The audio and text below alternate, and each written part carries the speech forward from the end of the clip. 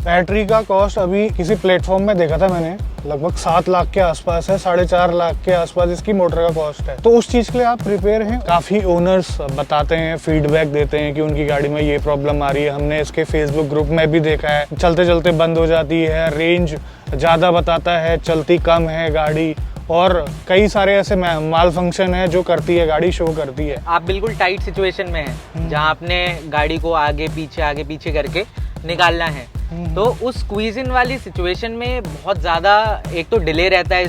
नमस्कार दोस्तों, एक बार फिर से आप लोगों का स्वागत है। आने वाला टाइम ईवी का है, आप सभी को पता है। आप लोग काफ़ी उत्सुक हैं, जो अभी एग्जिस्टिंग ओनर्स हैं ईवी के, उनको ईवी लेने के बाद फायदा हो रहा है या फिर नहीं हो रहा है। और ईवी की मार्केट में अभी नंबर 1 कंपनी अपनी देश की है, वो है टाटा मोटर्स। अच्छी खासी क्वांटिटी में गाड़ियां सेल आउट कर चुकी है, उनके पास अच्छा खासा खुद का इंफ्रास्ट्रक्चर है। चार्जिंग की जो पहले प्रॉब्लम्स होती थी वो काफ़ी कम हो गई है। और आज हमारे पास उसी कंपनी की, मतलब टाटा मोटर्स के ईवी एक गाड़ी है जो है नेक्सॉन ईवी, उसके प्राउड ओनर आए हुए हैं, वो है ईशान। ईशान, बहुत बहुत स्वागत है चैनल के अंदर। और ये है ईवी मैक्स। मुश्किल से 3 महीने हुए हैं और 4000 के आसपास इन्होंने चला दी है। आपको हमने पुराने काफ़ी वीडियो दिए हैं ईवी के ऊपर।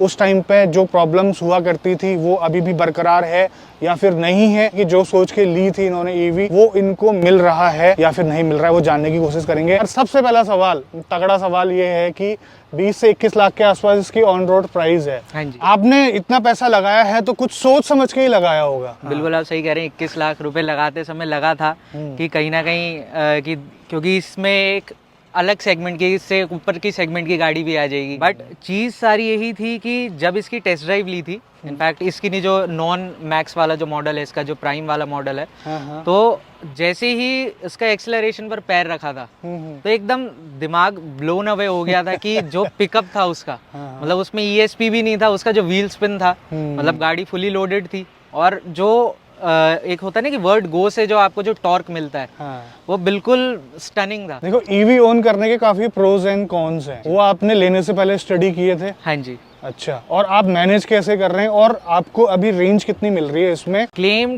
तो कंपनी की 437 के लगभग है। अच्छा। बट वो तो हमें पता था, खरीदने से पहले ही पता चल गया था, स्टार्टिंग से वीडियोस वगैरह भी देख रहे हैं। सो वी न्यू कि 437 तो दूर दूर तक नहीं, अगर 437 है तो 320 के लिए हम कहीं ना कहीं रेडी थे कि इतनी मिल जाएगी। सो स्टार्टिंग में ऐसा था कि हमने इसका फास्ट चार्जर भी इंस्टॉल करवा रखा है, 7.2 किलोवाट आवर वाला। जब उससे इसको चार्ज कर रहे थे एंड AC चल रहा था कंटिन्यूसली, तो आप लेके चले 285, 265, 295 एंड 300 एट लास्ट इस पे गई थी, जो हमने टच करी थी, जो कहीं ना कहीं मेरे को काफी डिसअपॉइंटिंग लगी थी। अच्छा। कि स्टार्टिंग में, बट फिर वो वाले फैक्टर्स थे कि गर्मी बहुत ज़्यादा थी, और ये भी हमें पता चला था कि जितना मतलब फास्ट चार्जर होता है तो बैटरी भी थोड़ी सी, क्या कहते हैं, कैपेसिटी उसकी कम रहती है।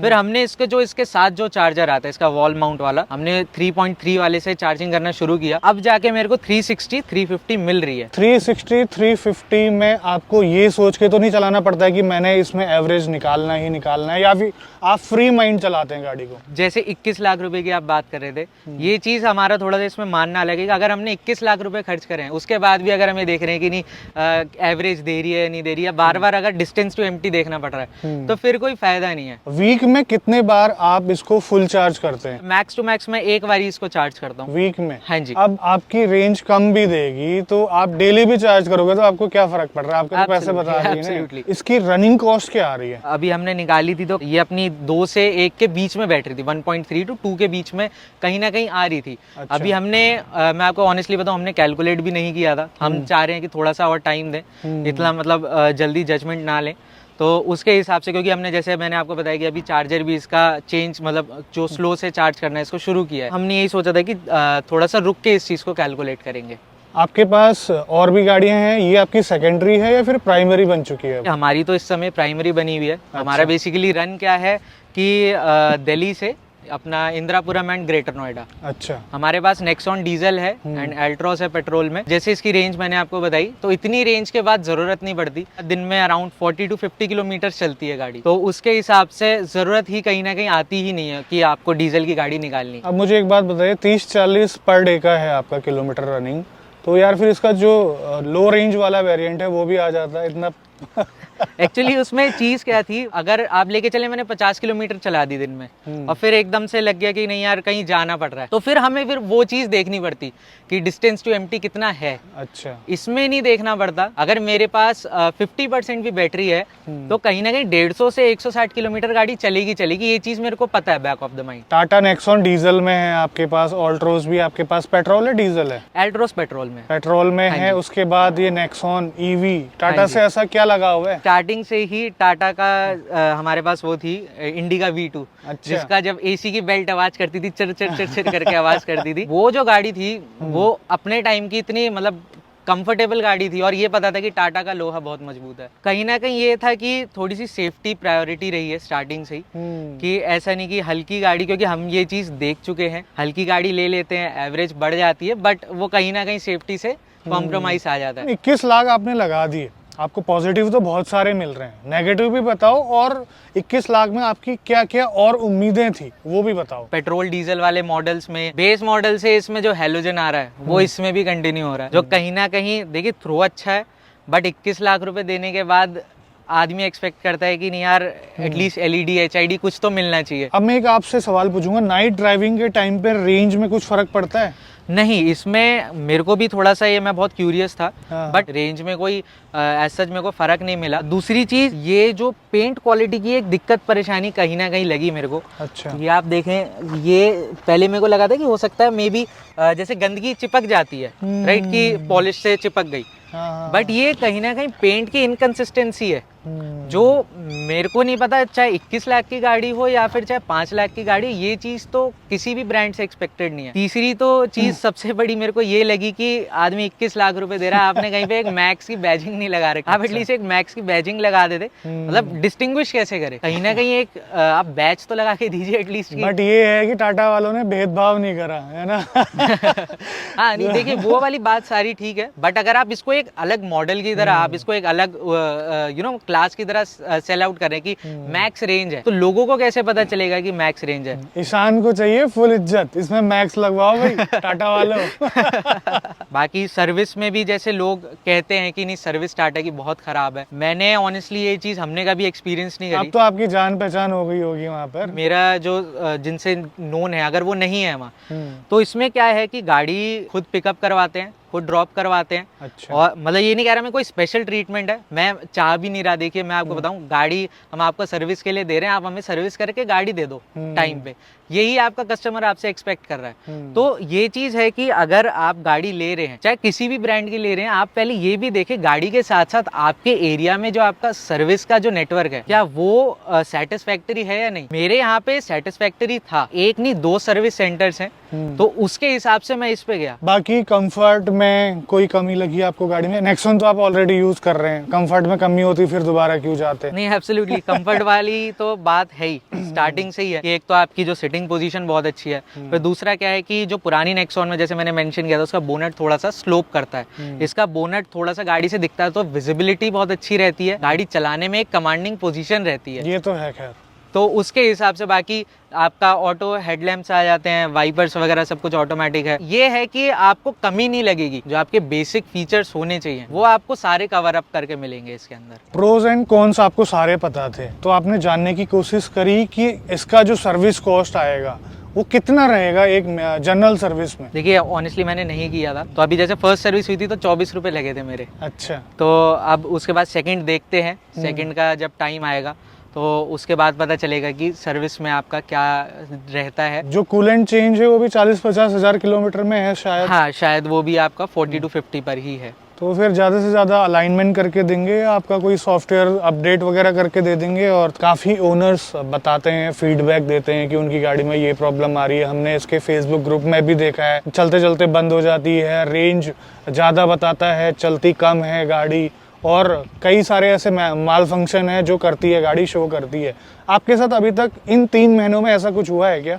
सरप्राइजिंगली मेरे साथ नहीं हुआ है। बस एक जब हमने खरीदी थी तो इसका जो स्टीयरिंग कंट्रोल है वो राइट साइड का बटन नहीं चल रहा था, बट वो भी नेक्स्ट डे जाके सर्विस सेंटर में उन्होंने हैंड टू हैंड उसको सही कर दिया था। लॉन्ग ट्रिप में अगर जाना होगा उसके लिए आप प्रिपेयर हैं अभी से, या फिर आप अपनी दूसरी गाड़ियां लेके जाएंगे? ऑनेस्टली मैं इसको लेके जाना प्रेफर नहीं करूंगा। भले ही गाड़ी चल जाएगी अच्छी खासी, कहीं ना कहीं फिर वो जो एंग्जाइटी आती है, जो रेंज एंग्जाइटी आती है, वो कहीं ना कहीं काउंट इन हो जाएगी। हाईवेज पे इसको चलाया है, वेस्टर्न पेरिफेरल एक्सप्रेस पे भी चलाया है। ऐसा नहीं होना चाहिए कि गाड़ी को कहीं पे चार्ज करना पड़े, जरूरत भी नहीं पड़ी और थोड़ा सा कॉन्फिडेंस भी नहीं है, मैं आपको बताऊं। कहने का मतलब है आपने मैक्सिमम या फिर आपने घर पे ही गाड़ी चार्ज करी है, बाहर अभी तक नहीं करी। बैटरी का कॉस्ट अभी किसी प्लेटफॉर्म में देखा था मैंने, लगभग 7 लाख के आसपास है, 4.5 लाख के आसपास इसकी मोटर का कॉस्ट है। तो उस चीज के लिए आप प्रिपेयर हैं। और दूसरी चीज ये कि आपकी महीने में रनिंग भी काफी कम है, तो आपकी 8 साल में 1,60,000 किलोमीटर भी नहीं चल पाएगी, नहीं चल पाएगी, है ना? तो फिर कैसे, मतलब ये फिर फायदे का सौदा हुआ आपके लिए? इसमें क्या है कि जैसे मैंने उनसे पूछा था तो उन्होंने मेरे को बताया था कि इसमें मॉड्यूल्स होते हैं बेसिकली, कि जैसे अगर कोई बैटरी में मॉड्यूल्स अगर खराब होते हैं तो वो सेपरेट मॉड्यूल चेंज हो जाएगा, सेल्स बोलते हैं, राइट, सेल्स चेंज हो जाएंगे। सो ये चीज़ थी। उसके बाद हमें एक चीज़ का, हमने इस चीज़ का भी थोड़ा सा लेके चले थे, हमारा जो डीजल या पेट्रोल है साल भर में 1 लाख रुपए का लग जाता है। तो उसके हिसाब से अभी इतनी चल रही है, अगर इसकी बैटरी हेल्थ डिप्लीट भी होती है, मैं कहता हूँ 80% पर भी आ जाए, गाड़ी 200 किलोमीटर तो चलेगी, 180 चलेगी आने वाले टाइम में। तो मेरी अगर सिटी का रन इतना है, मैं अभी हफ्ते में 1 बार चार्ज कर रहा हूँ, मैं हफ्ते में 2 बार चार्ज कर लूंगा। तब थोड़ा सा ये है कि हम चार्जिंग की फ्रीक्वेंसी बढ़ा लेंगे, कोई अर्जेंसी नहीं रहेगी कि हमें चेंज करवानी है। 100% बैटरी हेल्थ चाहिए हमें। एक चीज और ऐड करना चाहूंगा, जो लिथियम आयन बैटरी होती है ना, उसकी चार्जिंग साइकिल लगभग 3 से 4 हजार चार्जिंग साइकिल तक ये हेल्दी रहती है, और इनका हफ्ते में 1 बार होता है। तो लगभग उसके लिए आपको 15 से 20 साल लगेंगे 3000 से 4000 साइकिल कंप्लीट करने के लिए। रही बात वारंटी की, 8 साल की तो है, उसके बाद देखी जाएगी। 8 साल तक बैटरी सही चलेगी तो फिर उसके बाद 3-4 साल और आराम से चल जाएगी। मैन्युफैक्चरिंग फॉल्ट होगा तो 8 सालों में आ ही जाना है। तो ये है अभी चीजें, और हो सकता है कि आने वाले टाइम पे जो बैटरी की कॉस्ट है वो थोड़ा सा कम हो जाए। तो ये भी उम्मीदें हैं, मतलब ग्राहक लगा के चल रहे हैं। तो अभी आपका जो पेट्रोल और डीजल वाली गाड़ियों का यूजेस है वो ऑलमोस्ट खत्म हो गया है। डीजल वाली गाड़ी अब निकालने की जरूरत नहीं पड़ती है, हाँ, क्योंकि लगभग इसी से ही काम हो जाता है। अगर जैसे पापा चाचा पहले निकलते हैं तो और मैं अगर बाद में निकलता हूँ तो उसके हिसाब से फिर क्या कहते हैं। बट ये है कि कहीं ना कहीं हमें ये चीज़ कैलकुलेट करके चलते हैं कि जो मतलब जो भी ज़्यादा डिस्टेंस कवर करेगा वो ईवी हम इंश्योर करते हैं वो ईवी चलाए। मतलब प्रॉपर प्लानिंग के साथ लिए, प्लानिंग के साथ इसको चला रहे हैं, ये अच्छी बात है। बायर को इन्फॉर्म्ड होना काफ़ी ज़रूरी है ईवी लेने से पहले। अब ऐसा नहीं है कि ईवी ले ली हवा में और उसके बाद रो रहे हैं कि हमारी तो चल नहीं रही है, मुझे यहाँ से वहाँ जाना है। ऐसा नहीं होता है इसमें। अभी के टाइम पे ये सोच के लेना ज़रूर है कि हमको चलना कैसे है और हमारी रनिंग कितनी है और कहाँ पर है रनिंग। इनकी मैक्सिमम रनिंग जो है सिटी के अंदर होती है। सिटी में डीजल पेट्रोल गाड़ियों में आपको एसी भी चलाना है तो तब भी आपका डीजल पेट्रोल फूकेगा, और बम्पर टू बम्पर जो ट्रैफिक होता है उसमें क्लच ज़्यादा घिसता है, और साथ के साथ फ्यूल का कंजप्शन ज़्यादा होता है। ये सारी जो है ड्रॉबैक है पेट्रोल और डीजल गाड़ी में, जो कि इस गाड़ी में नहीं है। आप इसको आराम से जो है इसकी बैटरी पावर पे इसका एसी चला के बैठिए, उसमें उतना ज़्यादा कंजप्शन नहीं होता है। सीधी सी बात ये है, कैसे न कैसे करके आपको बचत करके देगी ये गाड़ी। ईशान यार एक बात बताओ, ये जो नॉब दी हुई है ये आपको मतलब टाइम नहीं खाता जब आपको एकदम से आगे पीछे करनी होती है गाड़ी? ये बेसिकली बहुत ज़्यादा आप लेके चले अनोइंग हो जाता है। आप बिल्कुल टाइट सिचुएशन में हैं जहाँ आपने गाड़ी को आगे पीछे करके निकालना है, तो उस स्क्वीज इन वाली सिचुएशन में बहुत ज़्यादा एक तो डिले रहता है इसमें। सो बेसिकली अगर इसके बदले आप लेके चलें, अगर थोड़ा सा एक गियर का जो एक नॉब आ जाता इंस्टेड ऑफ ये जो इन्होंने दिया है, रोटेटिंग डायल जो दिया है, तो थोड़ा सा मेरे को लगता है कि इजी रहता। दिखने में नो डाउट अच्छा है, बट हर चीज़ मतलब दिखने के हिसाब से नहीं होनी चाहिए, थोड़ा सा प्रैक्टिकलिटी के हिसाब से होना चाहिए। अगर ये चीज़ देनी थी तो थोड़ा सा इसका रिस्पॉन्स बेटर होना चाहिए। देखो जिस हिसाब से इस गाड़ी की ग्राउंड क्लियरेंस है, जिस हिसाब से इसकी सीटिंग पोजीशन है, उस हिसाब से इसकी स्टेबिलिटी भी काफ़ी अच्छी है। नेक्सॉन के बारे में तो आप सभी लोग जानते हैं। डीजल और इसको चलाने में क्या डिफरेंस फील होता है? एक तो पावर का हो गया, उसके बाद आप जैसे ही इसमें बैठेंगे आपको लगेगा पता नहीं आप मतलब मैं ये नहीं कहूँगा कि आपको लगेगा कि आप एक अलग सेगमेंट की गाड़ी में बैठे हुए हैं। वो इसलिए क्योंकि वाइब्रेशंस नहीं है गाड़ी में। डीजल में नेक्सॉन के स्टीयरिंग व्हील में ही इतनी वाइब्रेशंस आ जाती हैं, कहीं ना कहीं उसके इंजन की अच्छी खासी वाइब्रेशंस हैं, तो आप ये लेके चलें उसके बाद तो ऐसा लगता है कि आप कहीं जन्नत में आ गए हैं। प्लस इसमें थोड़ा सा स्टीयरिंग व्हील भी कंपैरेटिवली हैवी है, अगर आप नोटिस करें पेट्रोल डीजल दोनों से ही। अब ये थोड़ी सी पर्सनल प्रेफरेंस है, मेरे को थोड़ा सा ये ज्यादा पसंद आता है। अच्छा, क्योंकि कॉन्फिडेंस थोड़ा सा ज्यादा रहता है टर्न्स पर भी और वैसे भी। जिस हिसाब से पावर है उस हिसाब से बिल्कुल परफेक्ट कंडीशन में है, और ऐसा चाहिए भी, क्योंकि डीजल और पेट्रोल से तो काफी अच्छी पावर है इसमें, उसको मैनेज करने के लिए, स्टेबल रखने के लिए गाड़ी को होना चाहिए। बट आप जो कह रहे हैं आपने फील किया होगा, क्योंकि आपके पास डीजल भी है और आपके पास ईवी भी है, जब मैं बैक टू बैक चलाऊंगा तब मैं नोटिस कर पाऊंगा। बट ये है कि हाँ, इसमें अच्छा स्टीयरिंग है। इसके बाद डीजल पेट्रोल में तो आपको बिल्कुल भी मजा नहीं आता होगा, है ना? स्टार्टिंग में फर्स्ट वीक इसको चलाया, पापा ने भी नहीं चलाई थी, चाचा ने भी नहीं चलाई थी नई गाड़ी के करके। उसके बाद मेरे पास डीजल आई। स्टार्टिंग में तो बस ऐसा लगा कि पता नहीं कहाँ फंस गया मैं, क्योंकि थोड़ी सी टाइट सिचुएशन थी, क्लच बार बार उसमें दबाना पड़ रहा था, मतलब एक्सपीरियंस बहुत अलग हो गया था।